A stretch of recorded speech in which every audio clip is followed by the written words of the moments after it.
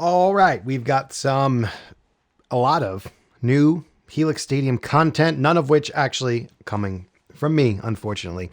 But it seems like Line 6 is giving the go-ahead and actually going to different retail stores and doing full playthrough demos under the watchful eye of a Line 6 employee.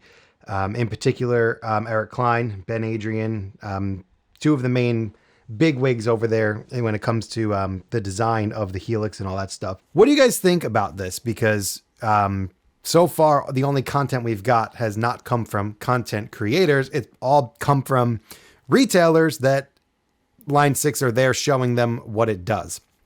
Or they're coming from Line 6 themselves.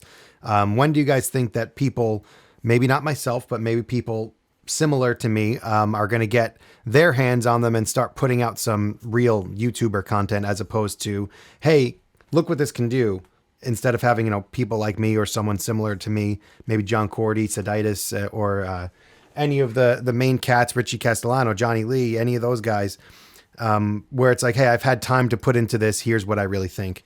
I'm really looking forward to a bunch of those.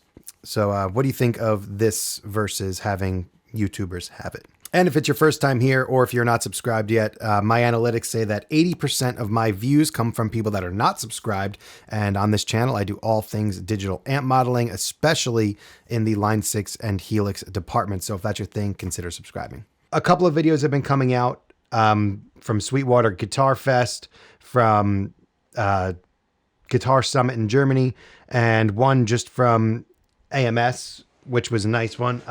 I wanted to kind of talk about my reaction to these videos and kind of scrub through some of the highlights for me. And just because it's so exciting. We're so close to being able to actually have this and play this. Like you could see in the demos, it's performing really well. It's not lagging. It seems like all the features are working. It doesn't see, there's no crash outs or anything. And it's all kind of, live on camera situations. In front of people that are trying to critique it, including one, Glenn Fricker, which I was very surprised to see on the Guitar Summit Instagram. Check this out. What are you most excited about this year if you have to pinpoint it? I actually had a short demo of this earlier today, and I can't believe I'm saying this because it's a Line 6 product. And Line 6, I might have given, how can we say, an aesthetic reevaluation over the years. That's a nice way of saying I took a sledgehammer to their amp. But honestly, the new Helix Stadium, I was playing it a little bit earlier today. They've got a new method of modeling that's very responsive. And I got to say, I'm kind of shocked by just how good it really is. So well done, Line 6. Great job, guys. Cool. So Glenn Fricker, notorious for not liking Line 6 and not liking digital gear, said it was the most exciting thing that he's seen at Guitar Summit in Germany, which is a really, really big deal. A lot of excellent products out there. So a huge testament to what Stadium is going to do and the impact it's having on the community when somebody like that especially is on board. So the 3 videos I wanted to pull up, and I encourage you to go watch these in their entirety. I watched these from start to finish, and man, you get a really good sense of what Stadium can do and how great this is going to be, how different it is, even just from other regular modelers. So obviously the market's so saturated with other amp modelers at this point that to stand out, Stadium really does have to have those extra bells and whistles, and a lot of them are being showcased really well, not pun intended, because Showcase is the one feature that's not fully ready yet. And that was kind of like the last debated topic on the Stadium, is whether or not we are going to have Showcase at launch. I know I made a video saying there's a potential to delay the Stadium release because of Showcase. But I think that just means that if we do Showcase, there's a potential for it to be delayed. But if there's no Showcase at launch, we could have this by the end of spring, which by those of you that understand how seasons work, is December 21st, I think, or something like that. We've got plenty of time for the fall to technically end. So fall 2025 is most likely going to happen. It seems like they're on time. The units seem ready. The firmware looks solid and firm. Where sure. And yeah, people are digging it. People who you don't typically would expect to are digging it. So I'm going to first go to this Dweezil Zappa demo from Sweetwater. And the team is Mitch Gallagher, Eric Klein, and Dweezil Zappa. Dweezil is known for his nuance and craziness when it comes to guitar tone, just off the wall weird sounds. The guy that designs his fractal rig was on my podcast, Rosh Roslin. I have a whole episode where we talk a lot about a Dweezil setup even. And he's a not diehard, I guess, but fractal is his first choice. So I thought this was an interesting demo to have somebody like this that's like such a tone hound, really, really, really, really strict guitar focused and interesting guitar sounds. Having him thrown in a room with Eric, the guy that designed the thing, and it's like, hey, go make a great sound. I wish this video was 2 hours long, because I think that this is 12 minutes with maybe a few cuts in it. This video felt really rushed to me.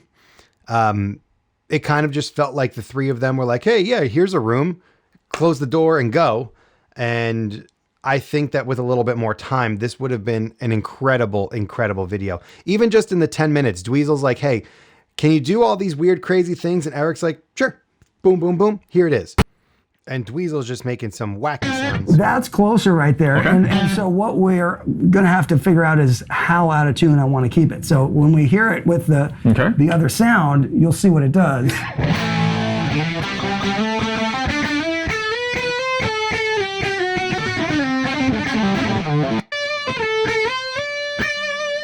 Did this in what? At least it's doing it, and it's doing it the right way. It's making the sound where it goes sharp, then flat, then back. Yeah, we did this in what, a minute?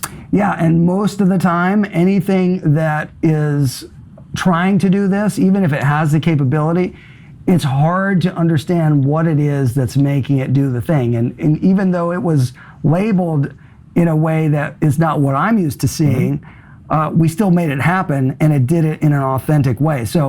So far, everything about the way this works in terms of the visual presentation and what you have access to in terms of the knobs, I think the layout is really good. So a professional would really get into it, but somebody that is just really into making cool sounds and having it at their fingertips, this is a great platform. I really Well, let me finish. like that. all the things I'm seeing, because it does make it user-friendly visually, and then it's sounding good to me. So there's definitely more that we could do.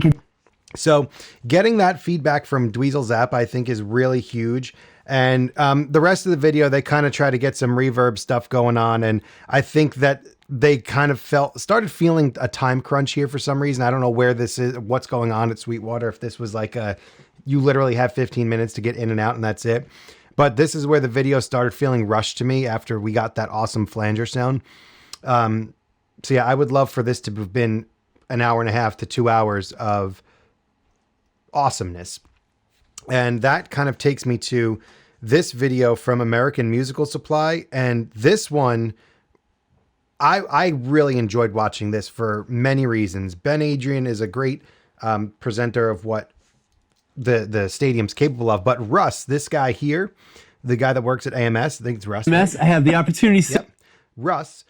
And these two guys, like Russ as a host, and this is where this video, I feel like, has trumped the Andertons and the Sweetwater one, is that Russ gets it. Russ seems like, and I don't know anything about Russ. I've never met him. I don't know who Russ is at all. But Russ, you are the man, because he's so interested in what's happening, and he's asking a lot of really great questions throughout this video. And he's not only challenging Ben to see what it could do, but he's also knowledgeable about what he's talking about. He's asking the right questions, and he's saying, hey, you know, I know that Helix could do this, but now this is kind of a different level. And he's asking to be shown why this is a step above the old gen, and show me the other stuff that this does that others can't do. And he's also knowledgeable about what other modelers can do. So Russ was a great, great, great host, rep, whatever it is you want to call in this video. And the amazing thing about this is that we have a stunt guitarist kind of. Mark Lettieri is on stunt guitar for this video. But what I mean by stunt guitar is, hey, we need somebody that's a fantastic player that's going to get a good crowd, get some eyes on the product, and go do your thing. So this whole video consists of Mark laying down some excellent guitar, baritone, and bass playing, and just like the three of them just going after it, like, hey, let's do this sound. Let's do this. Hey, can you do this? Hey, can you do that? And Mark's very open-minded sounding and requests things that Ben and Russ are able to. Even Russ takes over the controls plenty of times and knows how to do it. I mean, that's a good testament too, that you don't need the manual. Like Russ was kind of just like, oh yeah, sure, let me hop in here. And he was able to make adjustments alongside with Ben Adrian. But we got a good explanation of the hype control here and what hype is doing. Kind of go through the hype. Hype's off. Nice little thing. If you any parameter, if you touch it, you get a slider. So here's the hype at maybe 3.5. You're hearing things, but it's a little subtle. Now I'll actually rotate the knob this time. We'll take the hype up to about a little over 6. Got a little more present, perhaps.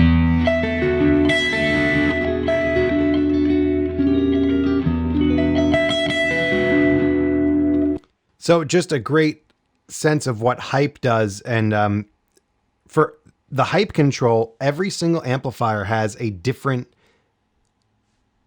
product when it comes to hype, or a different outcome from hype. So hype is something that is basically an ideal knob, is what I think of it as from what the explanations are telling me here. And every single amp has its own separate type of hype knob. So what hype does to one amp is going to be completely different from another amp, and it's going to be a completely different adjustment. So in the case of the Plexi that he's playing right now, he said, oh, maybe add a little bit of presence, but there might be another amp where it adds more low end and maybe more compression. The hype knob is going to be an ever evolving type of thing.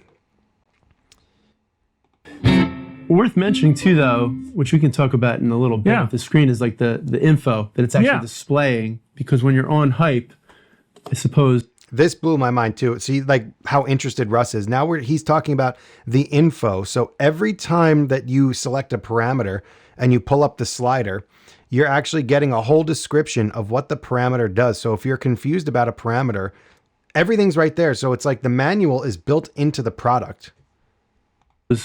Yeah, no matter what I'm on, it's actually calling out to any user, whether you are aware of what hype or Z pre-post does. It's explaining that to you in a little tag at the top. Yeah, it's one of the things where we... So that's awesome. This is something that was exciting. Now, if you go into focus view for the cabinet, you have the mic, all the normal parameters, which mic type you want, and then it changes on screen to show the analogous one. So if you're a visual person, you totally get it. A recording guy, what kind of mic do you like? I like the ones that look like that. I love the 160 microphone. But now, you can change the angle. But now, instead of adjusting distance and position, you can actually, there's an XY axis. That's pretty neat. I like that. You can manually adjust the mic. So go ahead and play, and you should be able to hear it when it gets close. Outer edge, you lose some of the sharpness. More to the center, the treble comes back. Yep. Proximity effect. And these are all based on IRs we take. Wow. So so much good stuff in this demo. That alone is so cool, being able to actually click and drag the mic in real time. Now we just go through a bunch of sounds and preset stuff. So Mark grabs barrel. Just do the normal spring with a short slap. Can I task you with something? Of course. Take the delay off, give me a phase shift and an octave divider. Do you like the phase before the amp or after the amp? Before the amp. Okay, phase. Old school. Yes. Like a phase 90 or 45 or something. Sure, we have that. There we go. Script mod phase. We can do the mono. All right, and then the octave also before. Yeah.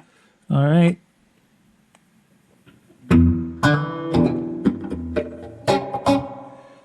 Do we want I think I just saw him. The Bachdiver. Is that what it's called? Oh, yeah. That could work. Yes, that is Ooh, there we go. Take the verb off. The verb. Hot Springs. Yes. I went there to get my passport renewed during the pandemic. It was a very traumatic experience. There we go. One octave down, 2 octaves down, and there we go. Never fun. There we go.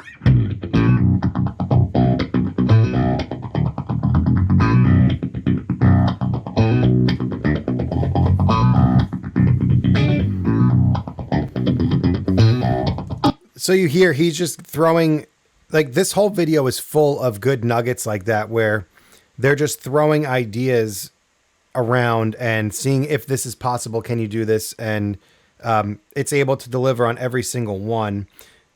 We get a little explanation of snapshots in there. So this is one of my favorite parts of this video, and that's the focus view. So focus view, holy crap. I think that's going to be one of the most useful preset building tools. I'll let them explain it. Because let's go back to, I know we were using this one sound before that worked really well with the Craig. Oh, it is unclean. So really, we can move you over various zones. And now pay attention, because as he's dragging through the zone, look at the parameters all changing as you drag from zone to zone. And anything in between. You see the channel changes are there. And those are going to be user defined as well. You can set up 5 different presets per block and basically focus view in between them. So if you want some of this, some of that, you can actually just click and drag in between, and it will find midpoints for you without having to stress about it. Search functionality. This is something I don't think that we've seen yet. First guitar pedal. You can type in metadata for what the pedal's actually modeled after. So here they type in. You can put in actual. So they type in Klon, and all of the Minotaur stuff comes up. So the search feature is going to be, if you don't know, or if you're confused about what something's modeled after and you want to see if it's in there, you can type in the real one, and it's baked into the metadata of the models, which again is amazing. We could actually control each one, what's being fed mix-wise out of those outputs. Yes. So our 1/4 inch, that could be a whatever, whether that's showcase later down the road, or I assume your Bluetooth as well? Yeah, there's a Bluetooth. Bluetooth, there's USB 1, 2 in. So if it's hooked to a computer, you can play back tracks, and it can come out through here, and you can use this as a mixer. So say your XLR is going to front of house, you could be like, you know what, I don't need any of that USB playback. I don't need, there's like, a metronome. I don't need count in. I don't need any of that going to my XLR. I just need my signal. But in the 1/4 inch, let's say feeding to your monitor, you'd be like, I need a little bit of the backing, little backing track.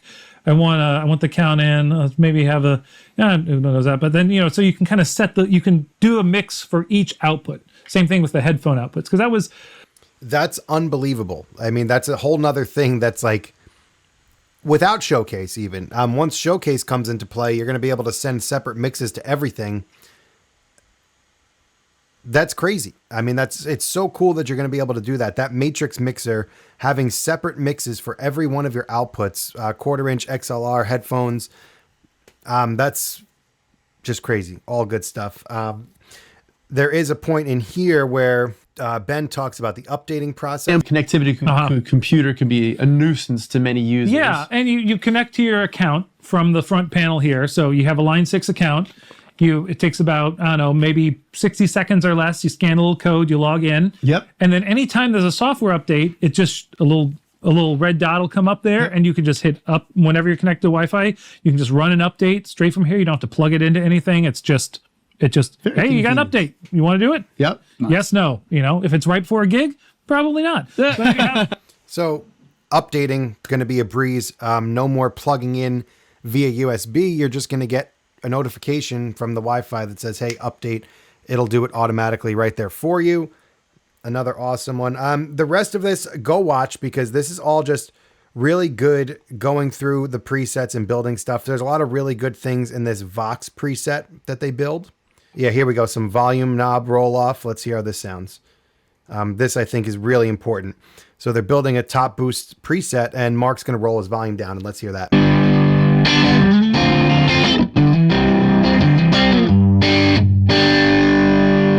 Yeah.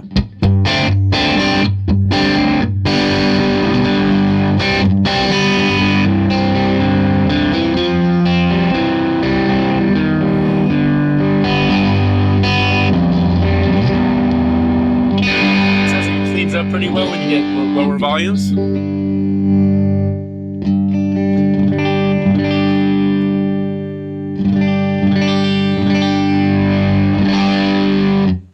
So that's a great demo of rolling off the volume control. This whole video, guys, go watch this. There's so much great stuff. And I want to end off on this one that I just watched. This just came out from Guitar Summit from the Andertons YouTube channel, which was maybe posted a couple of hours ago, not even. And there's a couple of stuff I wanted to highlight in here. And he's going to talk a little bit about proxy. We got some good insight into proxy here. We didn't want to step on his toes. So what's the approach to that functionality in Stadium XL? So it's not out yet. We call it proxy, and we even have a little sheep icon because of Dolly the sheep, and also because we're all sheep following in the footsteps of Kemper, right? So proxy is your name for cloning or profiling. Yeah, or whatever. Yeah, and it's our bespoke solution. We have a couple ways that we're approaching it. Mm-hmm. We haven't really nailed down exactly which one we want to do. It is cloud-based, which is nice, which allows us to improve that technology over time, even between updates. Mm-hmm. So a week into an update, you might find, hey, guess what? The captures are now more accurate, or they're better, or they happen to respond a little bit better too. So, and are you basically, this is the hardware? You would need this piece of hardware, and you do it like some of your competitors do, where effectively you're running, sends from a desk or a microphone direct into here to capture. Yeah. Okay, fine. Yeah, absolutely. But that's, is that one of the features that will be available, proxy will be available from launch, or? No, that's next year. So, right. Yeah. So anybody who goes into... So everything else here is just kind of normal stuff that we've seen before until we get to preset information. Basically, whenever you pull up a preset, you're going to find out what the main intent was when the preset was made. So whoever's making the stock preset or the preset from Custom Tone or whatever, you're going to have a whole thing of info on what guitar they used, what they played. And there's even going to be a dry DI guitar track within the preset to say, hey, here's how it sounded when I played it. And hopefully it sounds good on your end, instead of downloading something that you're just way off on. Everybody has downloaded presets that sound terrible, but maybe it's because they're not being played as intended. It's on a 7-string, but there's a little info page that will tell you, these are Paul's presets. Let me go to the factory presets here. So now you have info about every preset. So you can see the instrument used, the tuning, what the snapshots do, the playback system, because that's so important. So at least you're like, okay, I get it. And then if you... Just look at how beautiful that thing is. We're going to completely blow these speakers. Let's turn this down real quick. If you happen to hit the clip icon, you actually hear a clip through that preset. And while this is open, you can select another preset. And you're like, oh, that's interesting. That would sound totally terrible with the telly, right? But if you hit info, it actually tells you, oh, this was designed for both guitar and bass. And then lots of little things like you can turn the info page on and off and start things with your feet. So you don't have to constantly reach down and do things too. So it gives you the tools sort of as a launch pad to get something close. So if you find a factory preset, it's like, oh, that's kind of cool. That's exactly what I'm looking for. Go. And then the focus view, which we've been talking about, is sure, you can dial it in traditionally, but if you want something to be a little bit edgier or a little scooped or a little fat or whatever, you can now morph between 5 distinct flavors of every amp and effect. And then later on, you'll be able to actually designate these 5 zones. Yep, so we already saw a bunch on focus view. All awesome stuff. And there's one more piece I wanted to take from this about the matrix mixer. And I'm going to let Eric take over. But that's really tough if everybody's listening to the same mix. So we have a built-in matrix mixer where you have individual control over your 1/4-inch XLR and headphone outputs. If you tap the lit button, it opens up your matrix mixer. And so every output gets its own cue mixer. So you can set up a complete mix of not just what you hear from the home screen, but you can expand that to access your individual paths. And then the Showcase playback engine, you have access to all 8 stereo tracks. We should just showcase, we were talking about prior to filming, so you guys might not be familiar with that, but you're fundamentally saying that, Helix Stadium could now be the replace having to take a laptop to a gig to play the track that your band is going to play to. So that the track can be within Helix, and then also within Helix can control all your patch changes. You might send information to a lighting rig, whatever. This is this is very via very, MIDI. It doesn't have DMX or anything fancy like that. Yeah, yeah. Yeah, but this is very, very much, again, I think, looking to push forward what, the unit. So yeah, I just wanted to get that little tidbit of the mixer in there. Lee goes on to talk about how this is it's the future of what these modelers are going to need to do, because we've gotten to the point where all of the modelers sound so good, and really it's just basically feature dependent now. And now it's kind of like a race to see who's going to be able to do what outside of who makes the best amp sounds. Because I think at this point, especially after the Agoras and the cloud-based proxy comes in, they're all going to sound as good as real amps, I think, realistically or digitally. So the way you're going to determine which modeler you want is going to be based on the extra features. And it seems like Line 6 is packing a ton of stuff into Stadium.